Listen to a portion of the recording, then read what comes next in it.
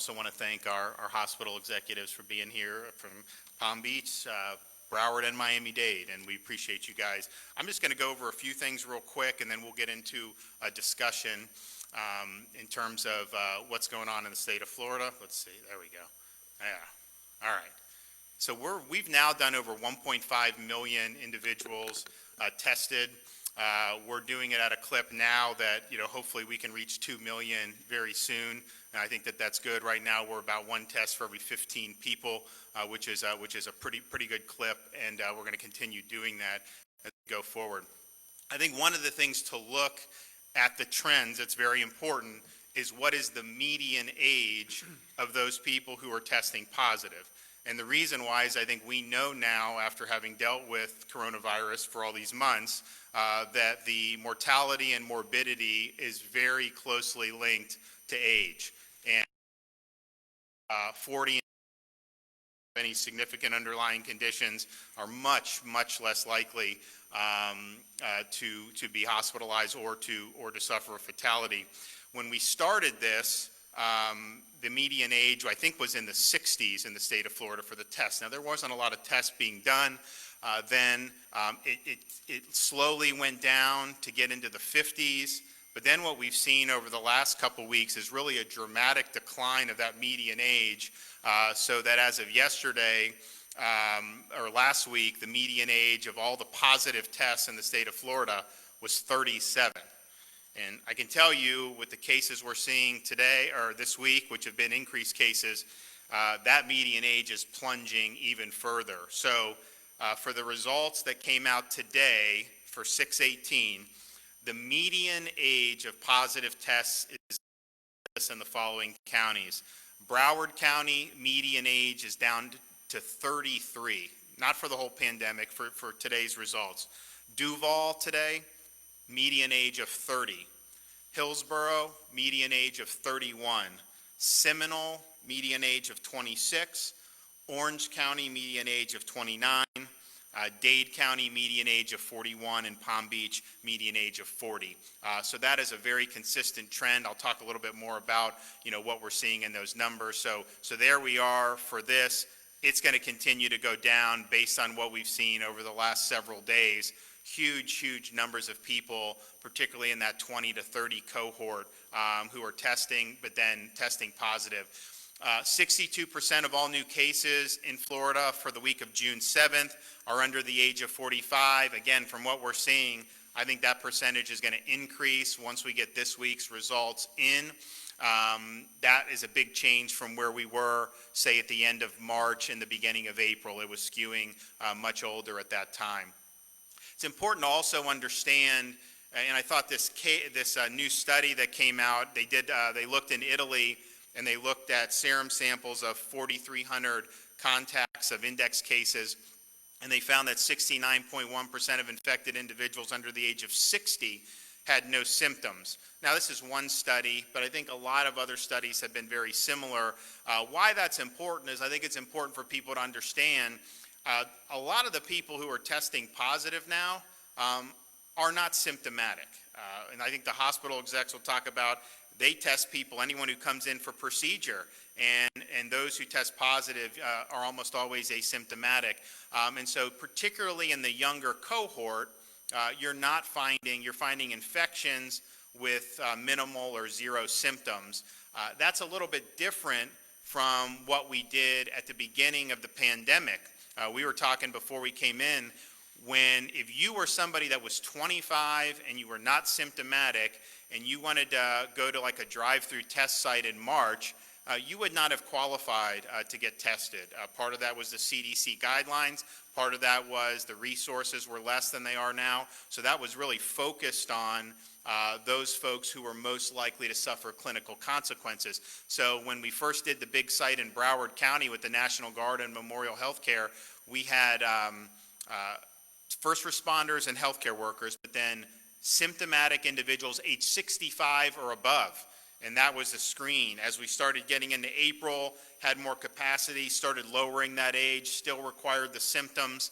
Now what you're doing is you're testing anyone that wants a test. No requirement that you have symptoms, at least at the state of Florida sites. And so you're definitely seeing a different complexion in terms of the ages of people who are being tested. Here's a look just to see for comparison. The week of April 5th, there were almost 12,000 tests conducted, people ages 25 to 34. This past week, there were almost 3 times that many tested in that cohort. Obviously, there were more positive cases, found as a result of that. And then compare 65 and plus.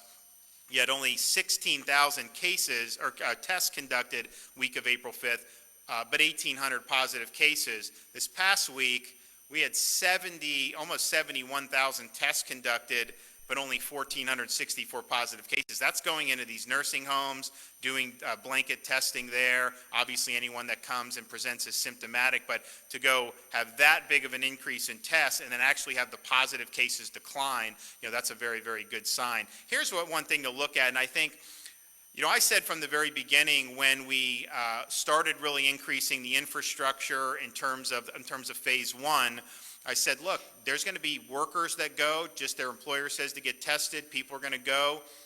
You're going to find more asymptomatic cases. As you test more, you find more, and that's basically been something that we believe from the beginning. So I said back in April, you're going to see Florida, if we're testing 30,000 a day, you're going to see us identify 2,000 plus cases. That's not going to be something that's unforeseen.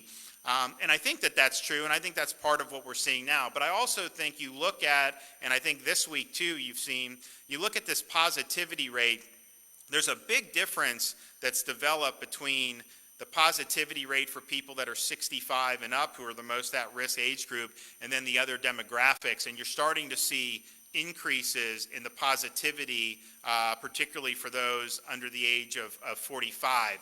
So that's something you're looking at, because if you test 2 weeks ago 5,000 people and get 100, and then you test 2 weeks later, you test twice as much and you find twice as much, that's kind of what you expect, typically been around 4% statewide. Last week you started to see that outbreaks. You still have some of that, but you definitely see in that 25 to 34 category, and actually even in probably the 18 to 24 as well. You're starting to see more positives regardless of the number of tests. So that's something that we're obviously keeping an eye on. Fatalities by day in Florida, we've showed this before. We've not had anybody COVID-related under the age of 18 or under, which again shows the age stratification. And we have 86% of all the fatalities in Florida have occurred in age 65. I guess that got cut off at the bottom, in age 65 and plus cohort. And we have had more fatalities age 90 and above than age 65 and under. So it's a very clear stratification in terms of the consequences. And so because of that, we've really worked hard with the long-term care facilities. We've now completed, either tested or offered a test to every resident in the state of Florida, as well as staff. We are happy to have done that, and I'll go through some of the results of that in a minute. But we also understand you can test somebody one day, they can come back negative. It doesn't mean that they can't acquire the virus later. So we've issued this emergency rule requiring testing at least every 2 weeks of all staff in long-term care facilities in the state of Florida. And that will help us prevent the introduction of the virus into these facilities. Many of them have done a good job of that, but when you have asymptomatic spread, you need to continue to do that. We also have dedicated nursing facilities that are in use. We're going to have one in Miami-Dade very soon. So these are COVID-only nursing facilities. If you look at the hospitalizations, and we'll go through the general numbers, but on any given day, because we require nursing facilities to transfer patients to areas they can be isolated if they're COVID positive. And many of these facilities just can't isolate. So if you don't isolate, it spreads, and that's obviously the most high-risk community. So this gives the opportunity to transfer a COVID positive resident of a long-term care facility to COVID positive areas if that person does not need to be hospitalized, medically stable but COVID positive. And there are actually a number of these seniors who are up in years, and they're even asymptomatic, or some have minimal symptoms. So this gives opportunities, whether it's Dolphin Point in Jacksonville, Inspire in Broward, now you're going to have Pan American very soon.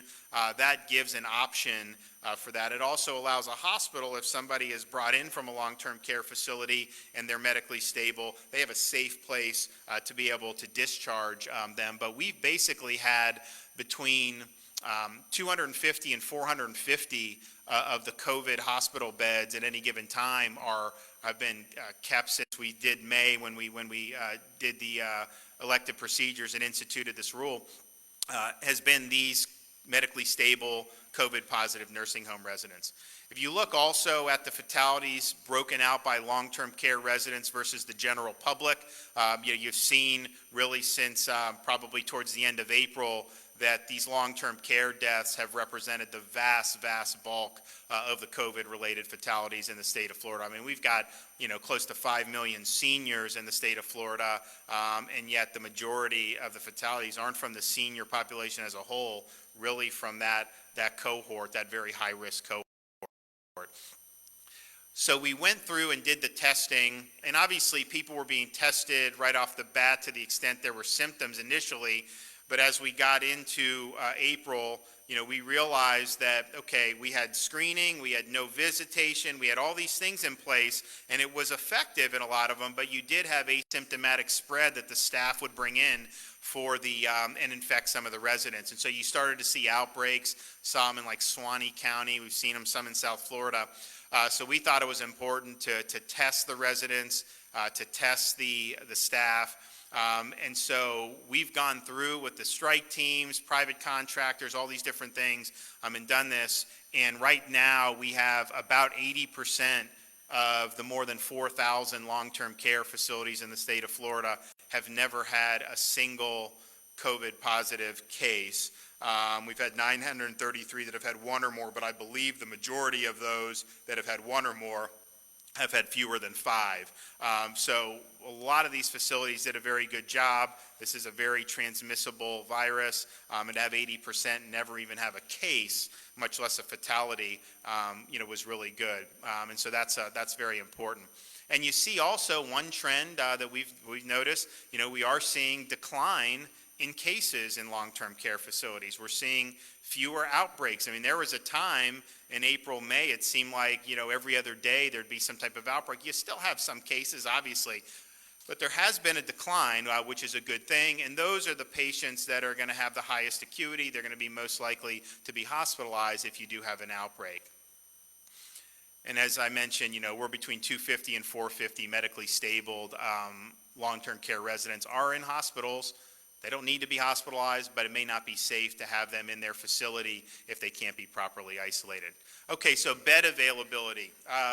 We have twice as much capacity in the hospitals throughout the state of Florida today than before the pandemic began.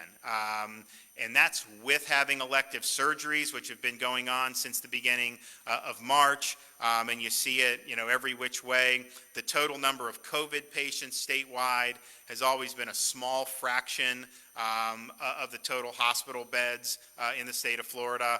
So there is capacity. The hospital execs will speak to this, but there's plenty of capacity here in the state of Florida. And we knew, there was a lot of predictions that Florida's going to run out of capacity in the middle of April. Obviously, that didn't happen. But then right now, even with the elective procedures, in a much better position because we have ample testing resources, ample PPE, know more about the illness. So things are all these folks I think are in really good shape with that. So mitigation efforts. What we're seeing is increased cases in mostly asymptomatic, but increased cases in a younger cohort.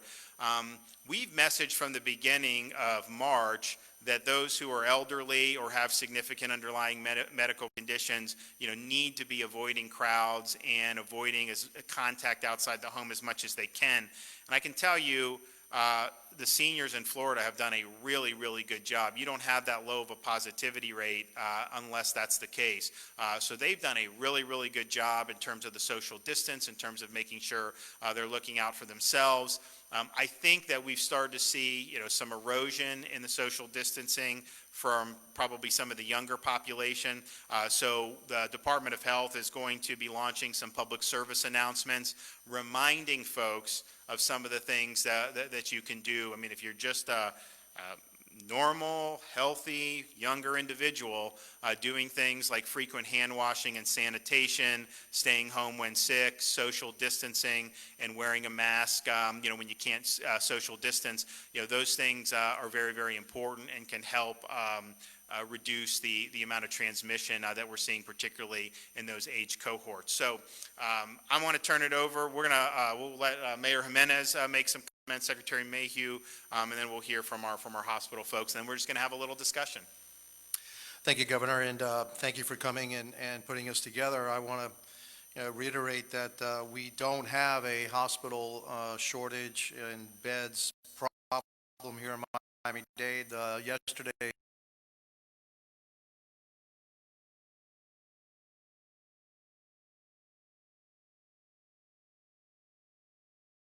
operation fairly quickly. We have 442 ICU beds that are vacant, with the ability again to put 526 additional, which means close to 1,000 beds that we can put in operation very quickly. 847 ventilators. We have 644 people with COVID-19 in the hospitals today. 121 of them are in ICU, and 523 are in critical care beds or lesser beds. And we only have 60 people in now.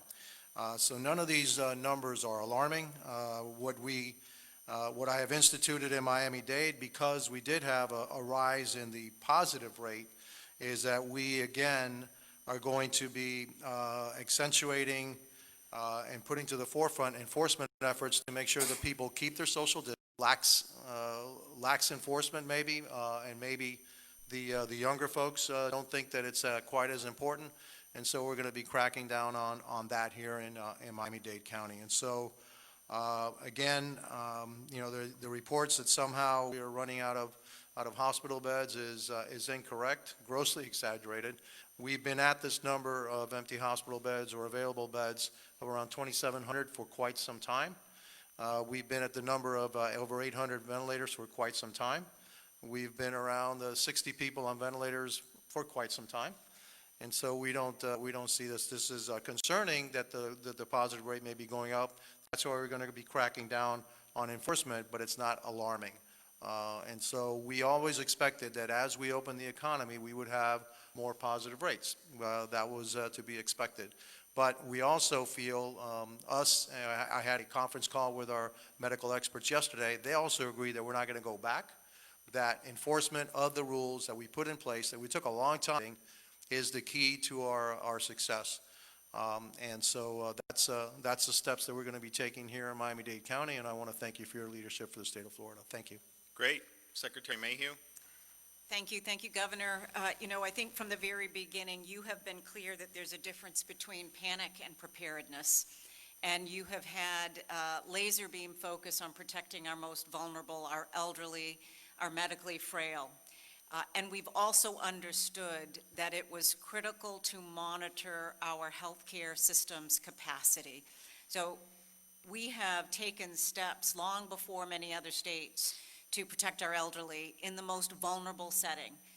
We have nursing homes here in Florida and certainly in Miami-Dade and Broward, facilities that are 40, 50-year-old buildings. They are maxed in their occupancy, awfully difficult to isolate in those buildings when you have memory care units. And so we have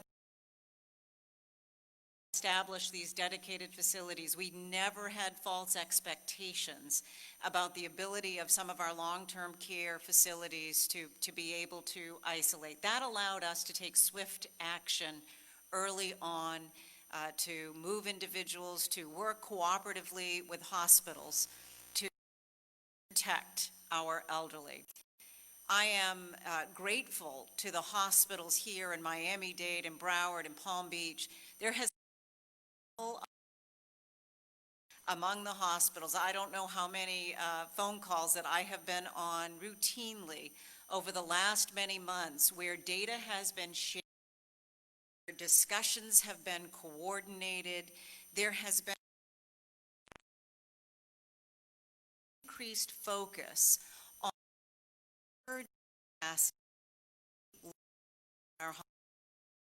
on how many beds our hospitals could bring online in 48 hours. So we focus on the beds that are staffed currently, but what we know is that our hospitals have an incredible ability to rapidly increase their capacity, and that is often overlooked by the media as they focus in on capacity. So really, as well, that we mandated that hospitals test every single individual who is scheduled to be discharged and placed in a long-term care facility. That has also contributed to, so we know we have more than 15,000 available beds today in Florida. The trends are absolutely favorable. The acuity is down, and it is a tribute to the incredible dedication and commitment of our frontline staff, of our hospitals, of our long-term care facilities. We've had some incredible regional collaboration that has supported the best interest of protecting our most vulnerable and making sure that we have adequate capacity throughout the system. I think it's also important to underscore, we have a lot of individuals who have delayed critical healthcare services that we want to make sure they have the confidence that they can, in fact, come to the hospitals to get that needed health care. So thank you, Governor. Great. Mark Rosenberg, do you want to say a few words? We appreciate you hosting us. Thank you, Governor. First of all, welcome to everyone here. Really pleased to welcome the Governor and the Secretary, as well as the Lieutenant Governor, who is returning to her alma mater. Also pleased to welcome other alums who are here, including two on our panel. Mr. Governor, I speak on behalf of the state university system and higher education in general. We understand that we have to remain focused on student success, but at the same time, sir, we know as universities and in higher education that we have an important role to play in restoring our state and national health on one hand, and driving prosperity through employment generation, through wealth generation, and closing gaps in health education and well-being. And we appreciate very much the approach that you have taken to working with us. As you know, our state university system is ranked number one, is the number one system in the United States because we've been laser focused on student success. We've had strong leadership from Chair Kitson and our Chancellor, who have helped us to work remarkable transformation in response to this virus that has hit our state. We converted overnight in higher education practically overnight, over 50,000 courses, sir, to remote so that our Floridians can continue to get their educations. We graduated nearly 50,000 students in April and May, and now as a system, we are laser focused on a safe initiation of our fall semester and the resumption of classes in the fall that will be a new normal, as you know. We can assure you that we are working very closely with your office and on behalf of our university, even though as you are here today and you do not see students, over 42,000 students are actually enrolled in classes and taking classes remotely through RFIU so they can continue their educations and get back into the workforce. We are looking forward to a fall, if you will, presence on campus that is robust, and we will continue to offer courses and make education available to Floridians as you have so clearly directed. I do want to welcome our chair of our board, Dean Colson, who is here with us this morning, as well as our Dean of Public Health, Tomas Biarte, our Dean of Nursing, Dr. Boris Strickland, our SACS team. And I do want to thank the mayor and the Department of Health for enabling us to offer testing. We've tested over 15,000 Floridians as part of our contribution to helping to resolve the problem, as well as we have many other initiatives engaged in trying to keep our community healthy. So thank you for being here. Thank you for your confidence in us. Thanks for your hard work. I will hear from some of our hospital execs, and then we'll just have a conversation. So Carlos Magoya, Jackson Health in Miami, thanks for working very closely. I know Mary's worked with you day to day, and we've worked together, and I know you've been working with the mayor here. So you guys got a very big county, a lot of stuff going on, but you guys have done a great job, so the floor is yours. Thank you, Governor. As Secretary Mayhew stated, we have been having a lot of communication, coordinating between all the South Florida hospitals in Dade, Broward, and Palm Beach, where we've been sharing information since mid-March as to what's going on, everything from potential surges that we didn't have, and all that work has been done. So basically, at this point in time, we've been more than prepared from that standpoint. We've also been working together on the reopening, and even done advertising and joint visits at hospitals, which is something you've never heard of, because it's always the competition that we've had among hospitals. I can tell you that, and the mayor already talked about the Miami-Dade availability. I will tell you specifically as it relates to Jackson, that today we have 150 COVID patients, of which 45 of them are in intensive care beds. I will tell you that both in the mental care, if we were to double that number, we would still have additional beds available today. For anyone to look at our total ICU beds and figure out what percentage, it's not a proper number. Why? We have the largest transplant program in the country. We have a huge neurosurgery team. So there's an awful lot of complex things in a tertiary quaternary hospital like Jackson Memorial that really is not fair to look at Jackson Memorial or our system on a percentage basis. So we're more than prepared to do that.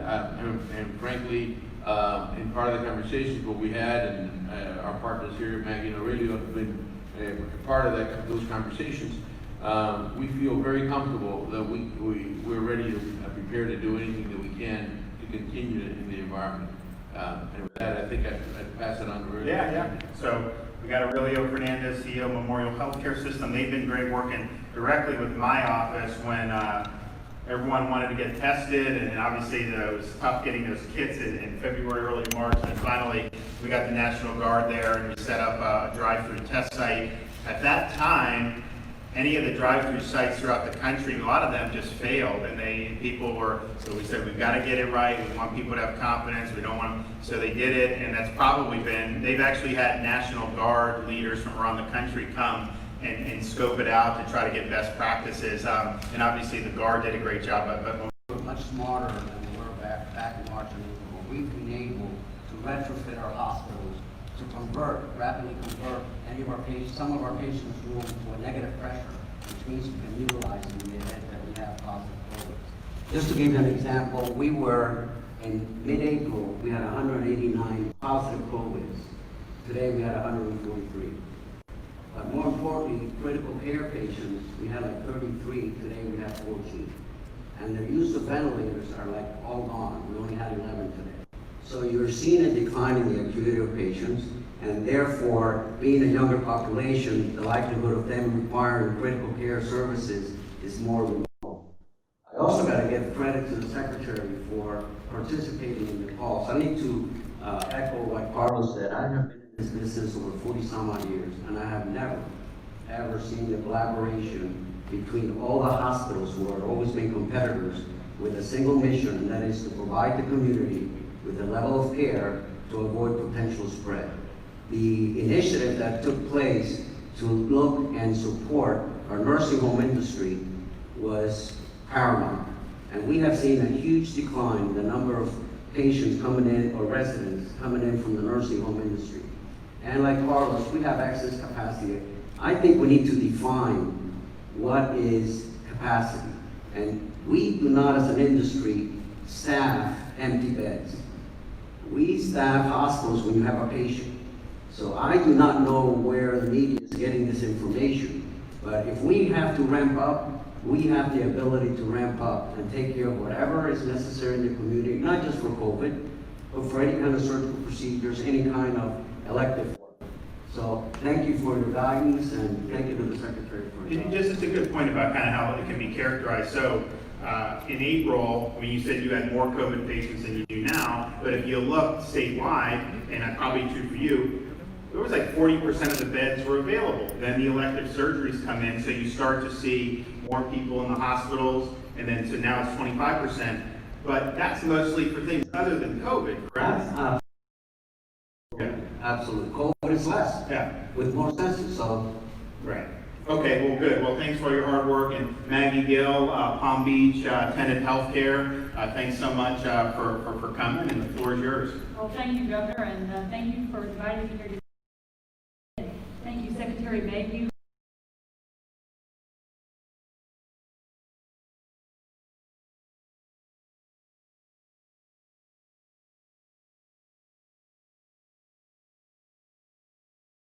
We have resources, and all 5 of my hospitals have the ability to take care of COVID and non-COVID patients in a situation that is completely manageable. All of our hospitals have surge plans. We can adjust to any fluctuation in COVID volume. We have successfully reopened elective care. We have capacity, and we have PPE. We have trained staff, and as Aurelio said, we are much smarter in terms of how we manage patients today than at the beginning of this pandemic in March. So we encourage people to seek care when they need it. We have seen people defer care, which is an unfortunate byproduct, I think, of this entire event. And so all of our hospitals are ready to take care of the people in our community, and we encourage them to do so. I want to thank you, Governor, and steadfast support of our healthcare system. I think as a state, we have worked really well together to make sure that we stay ahead of things, partnering with our assisted living facilities, communicating with EMS and our first responders, and really acting like a unified network of care to make sure that we're being proactive in our community. So I thank you. So when you look at your system in Palm Beach, and you think about the people that were hospitalized in March and April versus now, generally, has there been a decrease in like the average age and acuity, would you say? I know others have said that that's what they've seen. Our trend will reflect the data that you show in our 5 hospitals, where it's the average age is lower, the ICU utilization is less. We're testing more people, and so we're getting more results, and that is better for everyone because we can better determine how to prevent the spread. But certainly, it's a different situation than it was back in March. And that's reflected statewide. I mean, we have had way more people in the ICU in April statewide than we do now statewide. Can you talk about if my wife and I had a baby at the end of March, went in, just kind of, that was obviously people were limited, but she wasn't tested for COVID at that time, obviously. Well, now we have more testing resources. So hospitals, if someone's going in for a procedure other than COVID, are you testing everybody who goes into the hospital for those types of procedures? We are. So if you're a delivering mom, we're going to test you. If you're coming in for an elective procedure, we're going to test you. If you have any respiratory symptoms or become symptomatic while you're in the hospital, we're going to test you. So our testing capacity is much broader than it was. And so your OB example is a perfect one because today when we test people, sometimes we get moms who are asymptomatic but test positive.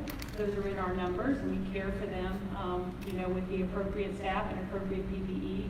But that allows us, that is just additional information and additional testing data points that we did not have at the beginning of the pandemic.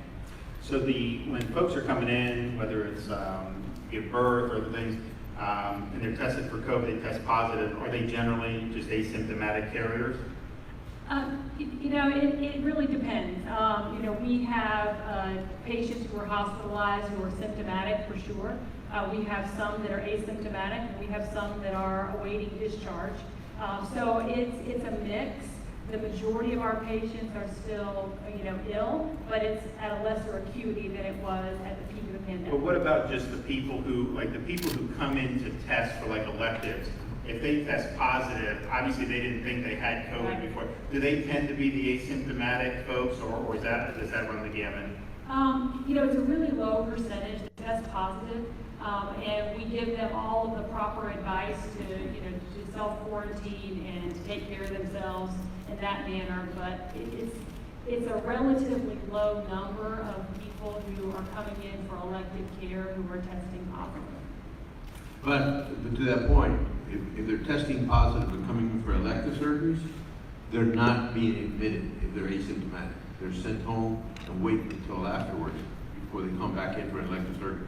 Obviously, if you're an expecting mother and going to have a baby, we can't just send you home.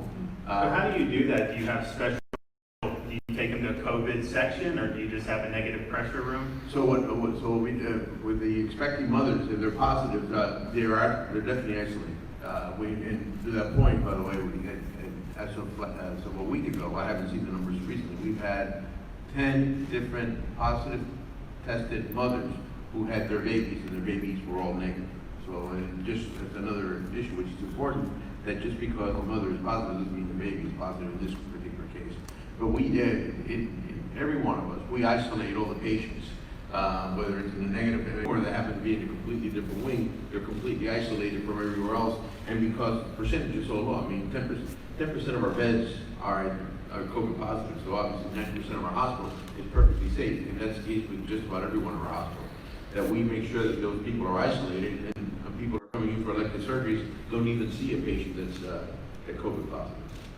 Really, have you seen a difference in Broward in terms of the age or acuity of the patients who are being admitted to the hospital now compared to maybe March or April? Well, absolutely, and I think it's reflective of the number of ICU patients, critical care patients that we had back in April, and it just happens to peak in mid-April, as you referred to in the whole state, to today. I mean, to only have 14 patients with only 11 ventilators is way improvement over prior, and I believe that's a reflection of the age that is being seen at the hospital. Are you guys using, I know we work with HHS for the remdesivir, are the physicians using the remdesivir, and how's that worked out? So we've been working, we all were working directly with your people in coordination with remdesivir as to when the right protocols. And typically it's been for patients that are on ICUs at a certain level, and we've definitely seen a positive reaction to that. That's one of the only ones that we can really say, there's been a lot of speculation, a lot of different medicines that we really don't know. It's too soon to rate, but in remdesivir, we've actually seen a very positive return on those patients that are in ICUs that have been getting the remdesivir. We've also seen positive results in plasma transfusion. We have done over 96 since March, and I do believe that has helped. There's no real cure right now, but what we've learned, for example, we are using high-flow nasal cannulas instead of ventilators, and we're processing five times the amount of oxygen to the body, where back in March we were not using it. We were dependent on ventilators. So we are much smarter today. We're really elevated the level of care, and the intensivists that are in our units 24/7 also helps in our ability to care for those patients. We've had over 790 some odd patients that have gone home when they were COVID positive. Reda's point is a very good one. We learned, not just we in South Florida, but everyone learned from what happened early on in New York City with the ventilators. And our research team from the University of Miami and our critical care started moving the protocols for ventilators much later in the intensive care unit. By doing that, we actually came up with much better outcomes. So our outcomes right now for patients coming into the ICU are much higher than what you've seen anywhere else in the country, because we've learned over the last few months about the disease and gotten better at it. Are you guys also using the remdesivir? Both remdesivir and the plasma therapy, and I would echo the comments of my colleagues to say that both have had positive results for our patients who are in the ICU. Are you guys going to use that steroid that's been talked about now? I know that there was some type of study that came out. You know what I'm talking about, right? Sure. And that's been used. The steroid is available everywhere. We have not tracked as to compare the clinical trials in England as to what we're having here, but it has been used. It's been in the formulary for years. Right.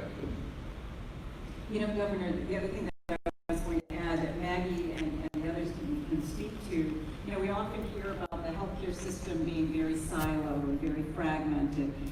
what I have been so impressed with has been the outreach from the hospitals to the nursing homes and the assisted living facilities to share best practices around infection control and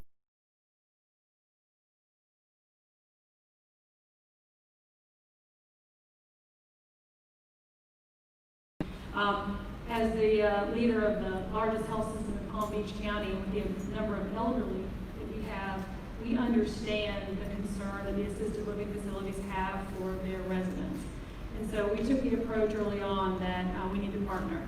We reached out and we developed a collaborative where we could, our 5 hospitals and the assisted living facilities in Palm Beach County could share our goals, we even designated a clinical team from our hospitals to partner with their teams to share the experiences that we've had, because obviously we're more practiced at managing COVID patients and isolating those who may be asymptomatic positive coming through this testing protocol.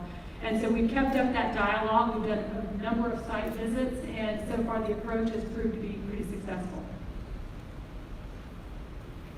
You have anything to add? You have any questions for any of the folks in here? No, not really, Governor. I think that, our hospital systems are working very well together. They give us all the information that we need to keep us abreast of what's happening inside the hospital. And also, Secretary Mary, you've been a tremendous help for us here in Miami-Dade County. And like I said, the message is we're going to be serious about the enforcement actions that we need to take. The younger people tend to think that since it doesn't really hurt them, that it's okay to do and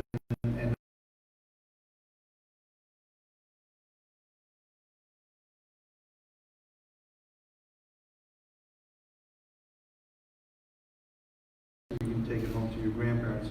And one thing that we have done here in Miami-Dade County, and I'm really proud of, is very early on, we stopped those congregate facilities. We started feeding our seniors in home.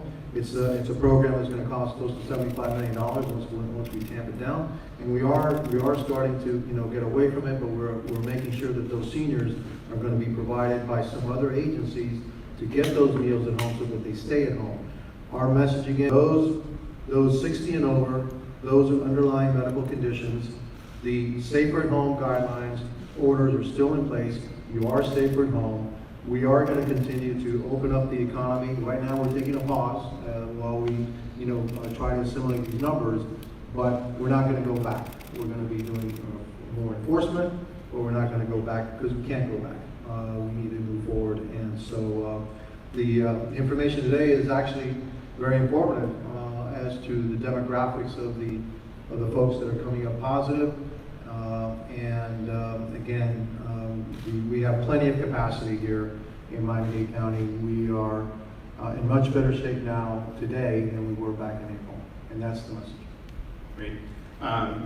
Secretary Mayhew, we were talking earlier about when if somebody does go in for some type of childbirth or something and they do test positive, even if they're asymptomatic, that's considered a COVID hospitalization. And then also there's some folks that some systems use an ICU wing as, I guess, a COVID, so you actually have stable COVID patients that put in there, but they're counted as ICU just because that's the way the reporting's done. So even though we have far fewer people in the ICU today, that actually does include people who really aren't in an intensive care bed, right? That's right, that's right. I think first of all, it's important to take a step back and say Florida was prepared from day one because of the emergency status system that we have and the reporting that hospitals and nursing homes have been very disciplined about. So from the beginning, we've had real-time data at our fingertips to help inform the decisions.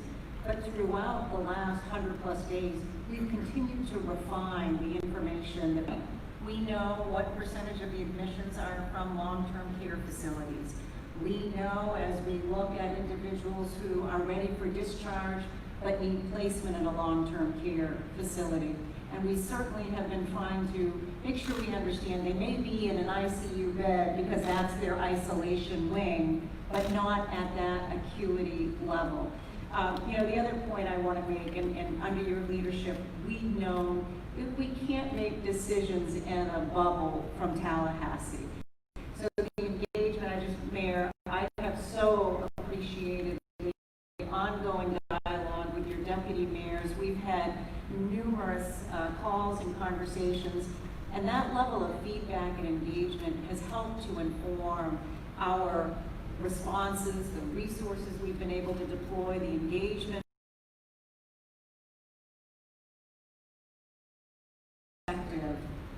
of what was occurring and what was needed, and that has helped to really shape our comprehensive approach. Any final comments? I can only tell you that Secretary Mayhew has been extremely accessible to all of us here in South Florida. And Mayor Jimenez has really worked quite hard at doing all these things. And everybody, state, county, and hospitals have all been continue to work together. And we are staying tight on this. We're confident that we're in the right place right now. We've been leveled off here for the last 4 days. And we're taking a day at a time as we keep working on this. Absolutely. I'd like to applaud the governor's office. Staff has been extremely helpful in all of us to stay focused, and the collaboration that we've said multiple times here has helped us be able to get ready, and we help each other. I've never seen competitors say, if you don't have the beds, send them over to us. That has never happened. And for that to have happened, it needed the collaboration from the agency, from the secretary, from colleagues like Carlos and Maggie. It's a unique environment where when everybody has come together for the betterment of the community, it's really impressive. Maggie? I want to thank Secretary Mayhew for being so accessible. We have transparency of data. We have a personal touch. She calls and checks in all the time. And as Aurelio said, we work together more collaboratively now, I think, in the healthcare community than we ever have. I want to thank you, Governor, for your leadership. And I know I speak for all of us to thank all the healthcare heroes that are taking care of all of our patients, the doctors, the nurses, the caregivers, the people on the front line.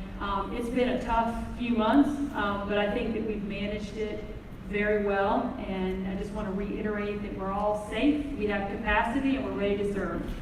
Great. Well, I want to thank everybody participating, and just to put a bow on it, we before the pandemic began, we have today, even with elective surgeries being online, and we have twice as many available beds statewide as we did at the beginning of March.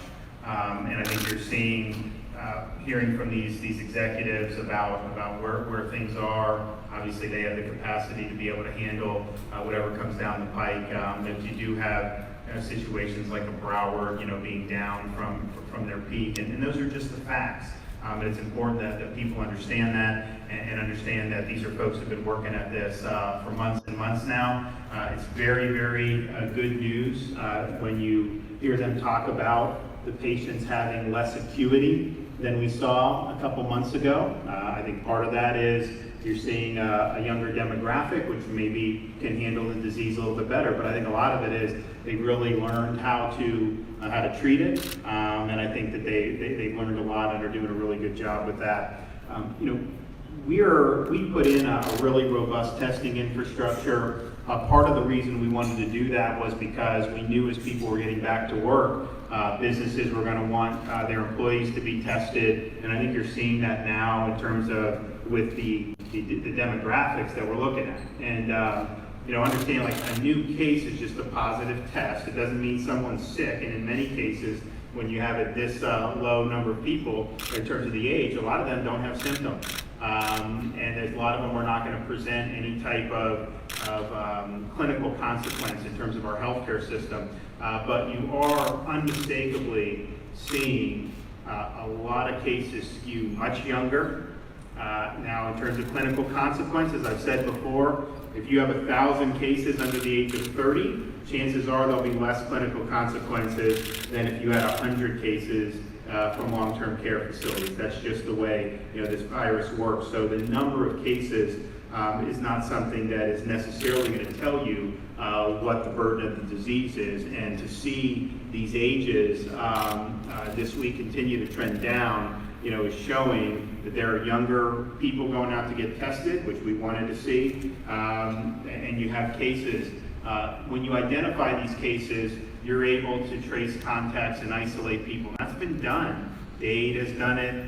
It's been done. I know they've been able to isolate the Homestead outbreak to one of the, there was a certain neighborhood, so they were able to get and said, okay, you've been exposed, self-isolate, and then if you develop symptoms, let us know. They would not have just tested everybody because there just wasn't enough capacity to do that. So you have a lot of folks who are being tested who are asymptomatic. Now, one of the things I think we're gonna have to work with is, yes, it's skewing younger, but these younger people are testing positive, at a higher rate. And so that's something that we're gonna have to deal with in terms of some of the things that Mayor Jimenez mentioned. We're gonna be doing, the Department of Health gonna be doing public service announcements about the social distance, about the hygiene, about the, wearing the mask when you get close to people, things like that. And hopefully that will be something, that will register. But we have seen the trend down in terms of the age. We have seen the trend up, particularly in that age group, with the positivity. And yes, it's a low-risk group, but if you continue to see cases there, the idea that you can just totally segregate the elderly from that infinitum, I mean, eventually, that's gonna spread. So we want to really work on that, particularly with those demographics. But bottom line is, twice as many hospital beds available today than before the pandemic began. We are down on ICU hospitalizations significantly since April. And I think the folks that are going into the hospital now, fortunately, are skewing younger with less acuity. And obviously we want to keep as many people out as we can. But those are folks that have, that have very good odds to have a successful recovery. So thanks everyone for being here. We'll take a few questions. I'm gonna head on back to Tally. I have a question. I know that you said the Department of Health is going to be putting out some public service announcements about social distancing, things like that. There are certain counties and municipalities that are putting out mask requirements. Is that something statewide that even? So we are not preempting any of that. I mean, I've told the mayor here, you gotta take the decisions that you think are gonna work well in Dade, and we've encouraged him to do that. We've put them on basically their own trajectory. And likewise, you have some of these other municipalities, that they want to do that. Look, at the end of the day, we put out an advisory at the beginning of May recommending per CDC that, you could wear a mask when you can't social distance or when you're in a face-to-face type business. When they do go that, and they have every right to do that, they're then responsible for the enforcement of that. And, our view has been to attach criminal penalties would not necessarily be the right thing to do. Yes, sir. Governor, you were facing the sign or to veto parts of the budget. This last legislative session, the Medicaid rates for nursing homes, ALFs, went up. Are those on the table to possibly be vetoed or reduced? Well, it's a good question. So questions about the budget, what would be on the table. I mean, look, I think you guys all know the budget was laid on the desk, I think about a week or not even, maybe less than a week before the 15 days to stop the spread. So you had a huge sea change because even though we knew we were dealing with coronavirus in January, monitoring it, testing people, monitoring people in February, you were the second week of February and some of the folks in Washington were saying, no, you're fine to go about your life, just take precautions. And so that's what the legislature was doing when they were going through that, and I think that was reflective of similar conditions than when I did my governor's budget. Now, obviously, it's changed, and I think we saw, we did gain jobs in May, which is a good start, but we got a lot more to do. So I'd say, everything's on the table. I'm not going to sit there and say I already know I'm going to veto things in my budget. I've already made that determination. And there's going to be things that I veto that really, some of the things that were things that I thought were good for the governor's office.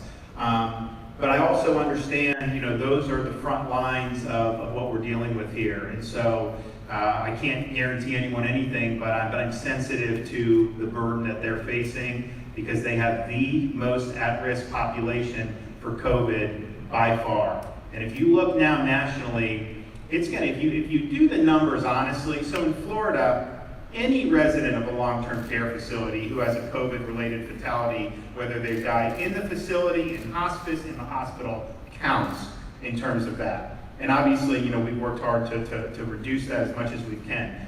some states only count it if they die in a long-term care facility. Well, obviously, if they caught it there and they transfer the hospital and die, it should count as a long-term resident. So if you do an honest accounting, I think right now nationally, I know they say in the 40%, but if you do the honest accounting, I think it's well over 50% of the COVID-related fatalities in this country have been in long-term care facilities. And so we got to understand that, and we got to understand that that's something that's significant. I will tell you this, the plan that we're doing by mandating the testing for the folks who work at the long-term care facilities, we're paying for it. We're not expecting them to pay for it. We're footing that bill. It's not necessarily cheap. I mean, fortunately, we have CARES Act money that can be used to do it. But we really believe that constant monitoring of the staff so that they don't bring it into the facility is critical for preventing outbreaks. So we're going to do that. And so I just say that it's a priority. Yes, ma'am. Local 10 News. I hear you on what you're saying in terms of the age and acuity, but at the end of the day, we are seeing an uptick in the amount of folks that are admitted to our hospitals, which quite frankly just means there's more sick people among us. Given your stated resolve to stay in this holding pattern of this phased section of the opening of the economy, does that mean that your mitigation efforts, the social distancing protocols that are the companion to that reopening are failing? So we have, as I think people said, I mean, we have far fewer people that are hospitalized for COVID ICU today than when we were under more stringent mitigation. That's just the fact. If you look at the fatality rate, it's continued to go down. I mean, I do think that a lot of this is voluntary compliance. I mean, you're just not going to be able to police every single group of people every single time. And so I think as you get into this months after month, I think people do get a little tired, particularly in some of the age groups that may not be as at risk. So that's why we want to do the PSAs. That's why we want to continue stressing the message. They went through a 2-week period watching, a lot of people out of doors congregating in massive groups that was on national TV every single day. And I think that probably sent a signal. Some people said, well, okay, well then, I need to be able to get on and start doing some other stuff. So I think that's why you're seeing, or part of the reason, I think why you're seeing, some of the positivity go up particularly in that younger age group. I do, though, think some of this is just the fact that you are engaging in mass testing of folks regardless of symptoms. I mean, you saw the study in Italy, almost 70% of the people under 60 didn't have symptoms in their study. So, I mean, think about what would be under 40. I mean, it would probably be even fewer would not have symptoms. So you got a lot of people who are asymptomatic, who are being identified. There have been stories in the press about some group was out, someone tested positive, they tested like 10 friends, they all test positive, and none of them actually developed the symptoms. And so that is part of what you're seeing. If we had tested the way we do now in March, you would have seen, a lot more cases, because that was usually limited to people who were already showing symptoms, and that's not the case now. Yes, sir. More questions? Terry Sanders from NBC News. Thank you for taking the time to talk about this and other topics. On the other topics issue, why do you oppose allowing felons to get their voting rights restored once they have completed their sentence? Well, it's not a question of whether I oppose it. The voters of Florida passed an amendment, right? And the Supreme Court of Florida said that they had to complete all the terms of their sentence. And so that's kind of the issue. Do you have to complete the terms of the sentence? If you were robbed and someone's convicted of taking, $3,000 out of your house, and they were ordered to pay you $3,000 of restitution, and they didn't do it, did they complete the sentence? And so those are the things that are being litigated, but we said, well, I signed the bill to implement that amendment. And so that's going to be litigated, but let's understand that the Supreme Court has identified what it meant, and the people who advocated for it stood in front of the Supreme Court to get it on the ballot and said, completing your sentence means everything you have to complete. They did that. They ran a campaign saying you had to do that. So all we're doing is basically saying, okay, if that's what the people did, then we're going to do it. But I think that's what it means. And I think the Supreme Court of Florida said that's what it means. Now, just as a matter of what I think is justice, yeah, I think if somebody gets robbed, they have a right to have restitution paid to them. And we hardly ever talk about victims anymore.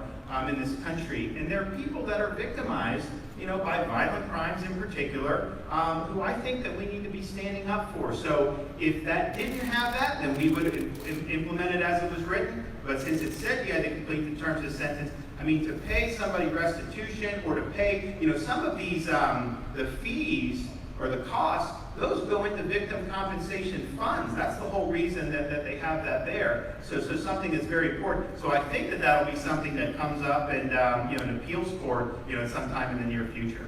Yes, ma'am. Yes, Adriana Delgado for Telemundo 51. We're talking about the people here that are being affected last week are 37 years old, the medium. What do you think about the protest that we're looking at every day? We're looking at young people going into the streets. Some of them are not wearing masks, not respecting the social distance. Do you think this could be a factor in looking at these cases? So I don't think, I certainly have not had my Department of Health substantiate that the protests are driving the figures with the younger people. I mean, obviously, there's a correlation there, but I wouldn't want to say that until you actually had the evidence. But as I said earlier, I do think when people see that, and let's just be clear, and nothing personal against anyone here, we had months in this country where if someone walked on the beach, they were shamed on social media and by people in the news media. It's not so, even though a lot of them were social distant. California beaches, Florida beaches, all these other things. And then when the protests happen, you have massive demonstrations of people. I mean, some of these were 20, 25,000 people in California, obviously this other stuff. And all of a sudden, the social distancing took a backseat to social justice. And so the thing is, from a public health perspective, you may think that protest is the most important thing you could do as a citizen. I respect that. But understand, from a virus perspective, gathering with 5,000 people to protest something that's important to you is no different than gathering with 5,000 people to do something else that may not be considered as significant. And so I think there was a lot of mixed messages that came out, particularly from a lot of public health officials, where they basically said, we support this type of protest, but not if you do something else. And here's the thing. I think the people of Florida in particular, they want to do the right thing, but they don't want to have their chain jerked. And you remember 3 months ago, people said from Washington, don't wear masks because it'll make you more likely to get infected, even, they said. Well, now they say, yeah, we wanted the healthcare workers to have it, so we told people, well, here, why would you just not tell people, be honest with them and say, look, the mask can be helpful, but there's a shortage now. We need our frontline healthcare workers. Please don't go and buy them. That would have been a better message. And so I think people see that, and I think that there's sometimes confusion, and I think that they wonder, okay, why is it okay to do one thing and not others? I mean, there are parts of this country that have really rigorous things in place where you have a family member that died. You couldn't bury your family member.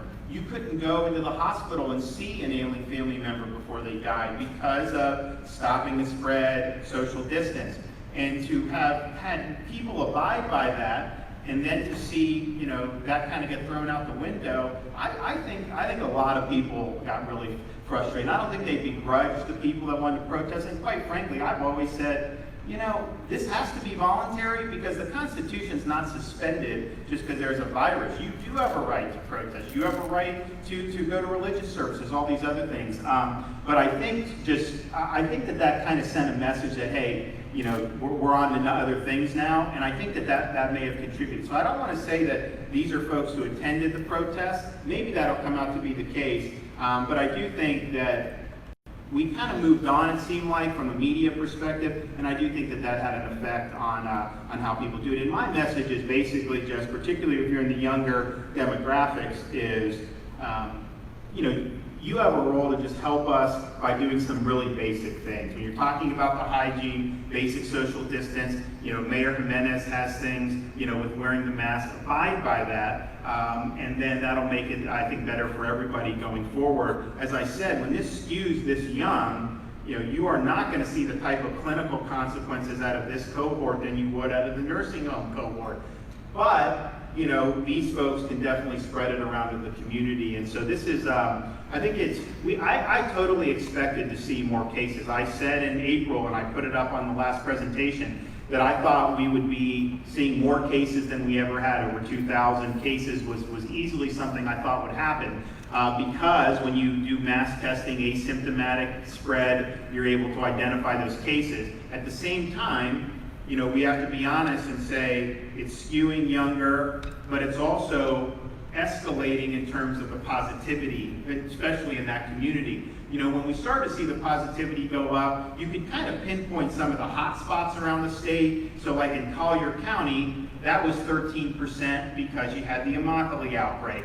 Martin County, that was 10, 12% because you had the Indiantown outbreak. And you could kind of go and do a lot of that. In Dade, you had a couple places. But now I think what you're seeing, particularly in Central Florida and Tampa Bay, is these are more community cases with younger people, and it's passing around the community, at a rate that is higher today, than it was, say, maybe 3 weeks ago. So that's something that we've got to dig in for. There are going to be PSAs coming out, and we hope that people will do that. And then I do want to kind of piggyback on what Carlos has said. Our reopen plan is a step-by-step process. A lot of these things that are open, restaurants, that's half capacity.